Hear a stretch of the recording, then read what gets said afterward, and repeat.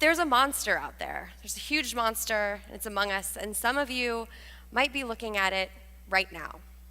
And that monster is social media. And tonight I'm going to tell you a story about how that monster made me lose my focus on what was important to me, my number one. And so I'm going to take you way back just to frame my story, way back. And communities used to be very, very small. And because they were so small, people's talents felt unique. And you fast forward to the 80s, that's when I joined the party, and our communities were still very, very small. We learned things from real, live people that we could talk to and touch and interact with. And we had influences, but I think they were very common, and we all understood that these things were make-believe. Because these guys were 30 years old, and they were playing high schoolers. None of us were buying it. They looked like my parents. And so we grew up, and we followed the path that we had learned from the people that were around us. And I did the things that I had set out to do, and I checked all those boxes, and I was happy. I was like, crushing it, done. And then this happened. So where you see this huge mountain start, that was actually the beginning of my adult life. So I went from being really happy and exposed to certain things to suddenly getting a fire hose of everybody else's life and their experiences. And when it first started, social media was real friendly. It was Tom, and it was fun. And it didn't affect the way that we lived our lives at all. It was just, none of us even knew how to use it. And we had things like digital cameras and stuff where we started to, judge our photos, and we were like, oh, this is great, no CVS 1 hour photo.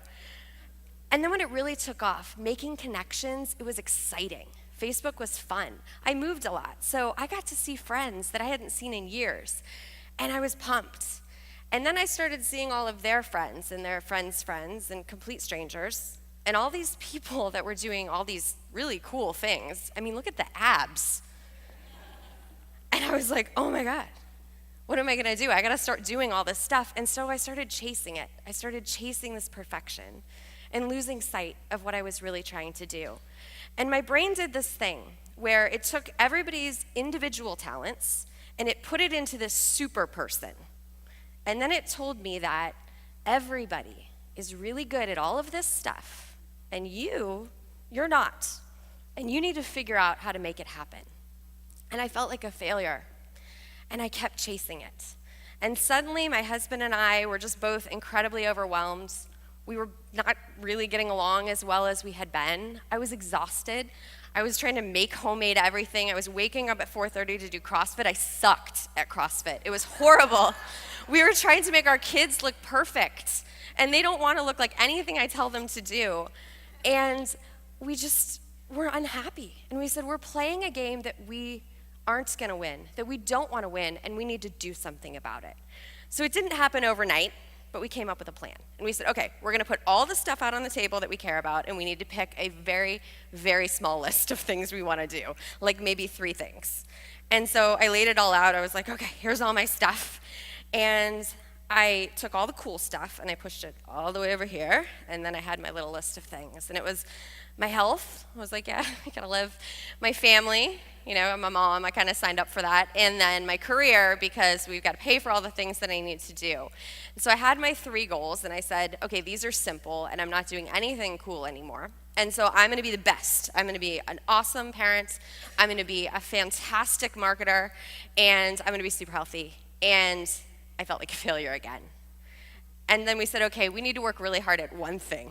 And so we each picked our number 1, and it rotates. So I picked, it was my career at the time. I was traveling all the time for work, and I was like, this is important, I need to make this happen. And Jesse said, okay, I got the kids. And I was like, cool, we're gonna do this together. And so we talked about it, and we communicated, and we said, we're gonna support each other. And I'm still not doing all the things that I wanted to do. It's a balancing act. I still am the one that falls on my face when I do the crow pose at yoga, but I have my support system. They have custom t-shirts on. They made foam fingers for me tonight. So, I feel like I'm winning at something, and I'm happy. And if I can encourage you guys to do anything when you walk out of this room tonight, I'd say, embrace all these things that entertain you. Social media, it's not evil, but prioritize the things that bring you joy. And I want you to shut out all the stuff that makes you not feel good enough and find your number one. And that's my time. Thank you.